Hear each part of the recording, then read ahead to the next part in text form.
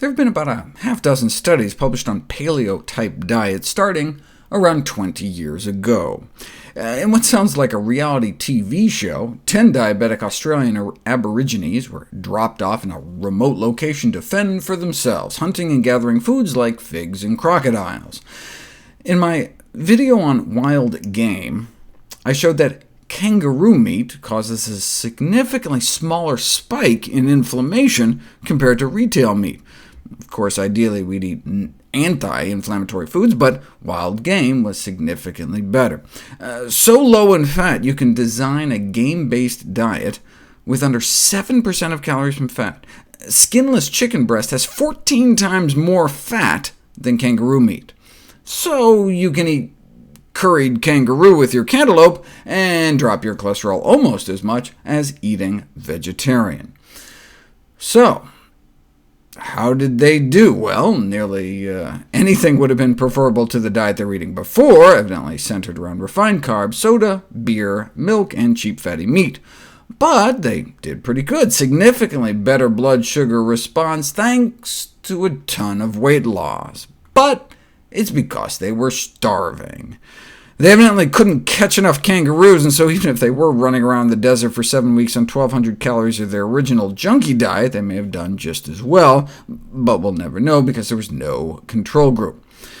Same problem with some of the other paleo studies, short, small, no control group, but favorable results were reported.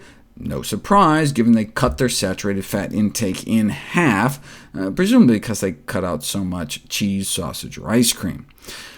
Same with this one. 9 people go paleo for 10 days. They cut their saturated fat and salt intake in half, and their cholesterol and blood pressure drops, as one might expect. The longest paleo study was only 3 months until this one, 15 months, but done on pigs. It was a paleo pig study, but the pigs did better because they gained less weight on the paleo diet. Why? Because they fed the paleo group 20% fewer calories. The improvement in insulin sensitivity in pigs, though, was not reproduced in people, though there were benefits, such as improved glucose tolerance, thanks to these dietary changes. The paleo group ate less dairy, cereals, oil, and margarine, and more fruit and nuts, with no significant change in meat consumption. A follow-up study also failed to find improved glucose tolerance over control, but did show other risk factor benefits, and no wonder. Any diet cutting out dairy and donuts, oil, sugar, candy, soda, beer, and salt is likely to make people healthier and feel better. Compare these representations of a day's worth of food on a paleo diet versus the standard American diet. Although it looks like there's a tomato peeking out behind the frosted Cheerios, the paleo diet has lots of foods that actually grew out of the ground. So this kind of paleo diet would be way better. Won't it hurt people to tell them to stop eating beans, though? Hardly anyone eats beans. More than 96% of Americans don't even reach the measly minimum recommended amount, only like 1 in 200 middle-aged American women. So telling people to stop isn't going to change their diet very much.